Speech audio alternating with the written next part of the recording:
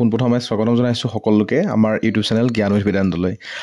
যিসকল ষ্টুডেণ্টে থাম্বনেইলটো দেখি পেলাই ভিডিঅ'টোক চাবৰ বাবে ক্লিক কৰিছে, তোমালোকক প্ৰথমতে মই জনাই দিওঁ যে এটা টুইট বৰ্তমান চৰ্চিত হৈ আছে আৰু এতিয়া তোমালোকে নিউজ চেনেলবোৰ দেখা পাই আছা যে এটা নিউজ বহুত বেছি ভাইৰেল হৈ আছে যে কাইলৈ ৰিজাল্ট দিব HSLC 2025-ৰ। কিন্তু কথাটো হ'ল এইটো, মই পোনপটীয়াভাৱে আহিছোঁ, ডক্টৰ হিমন্ত বিশ্ব শৰ্মাৰ যদি তোমালোকে টুইটাৰ হেণ্ডেল চেক কৰা বা তোমালোকে যদি তেওঁৰ ফেচবুক পেজটো চেক কৰা, এইটো টুইটাৰৰ এটা স্ক্ৰীনশ্বট ভাইৰেল হৈ আছে, তাত কোনো ধৰণৰ ক্লেৰিফিকেশ্যন দিয়া নাই যে কাইলৈ ৰিজাল্ট দিব বুলি।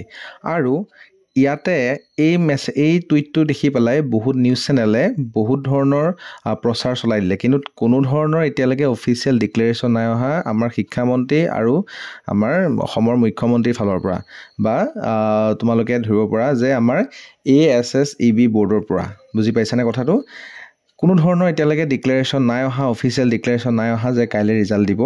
কিন্তু কিছু সংখ্যকে এই কথাটো এই টুইটটোৰ বেচিছত আমাৰ মিডিয়াই হওক বা বিভিন্ন ধৰণৰ নিউজ পেপাৰেই হওক এই টুইটটোৰ ওপৰত বেছ কৰি পেলাই বিভিন্ন ধৰণৰ নিউজ প্ৰচাৰ কৰি আছে। আৰু এই নিউজটো এইটো যদি ভালকৈ চোৱা যায়, এই টুইটটো যদি ভালকৈ চোৱা যায়, ইয়াতে দিছে students shall check their results through the respective websites of SEBA. এতিয়া ছেবা বুলিতো এইটো কোনো কাৰণে সম্ভৱেই নহয়, টুইটটো প্ৰথম কথা দিয়াই নাই মুখ্যমন্ত্ৰী, আৰু এই ছেবা বুলি যে মেনশ্যন কৰিছে এইটো ছেবা হৈ থকা নাই, হয় নহয়? এতিয়া ASSEB হৈ গ'ল। গতিকে এই টুইটটো এটা সম্পূৰ্ণভাৱে ফেক টুইট হয়, এইটো একেবাৰে 110% সঁচা, একেবাৰে 110% সঁচা যে এইটো এটা ফেক টুইট হয়।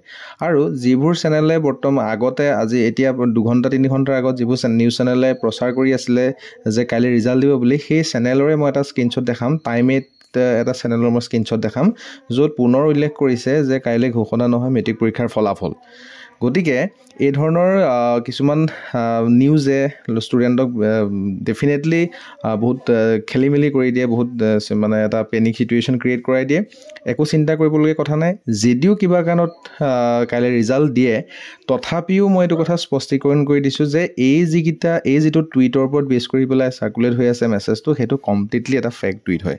গতিকে এইটোৱে আছিলে ভিডিঅ'টো। যদি ভিডিঅ'টো ইনফৰ্মেটিভ লাগিছে সকলোলৈ শ্বেয়াৰ কৰি দিয়া যিসকলে এইবাৰ HSLC এপিয়াৰ হৈছে। গতিকে thank you so' much for ৱাচিং। Thank you, by.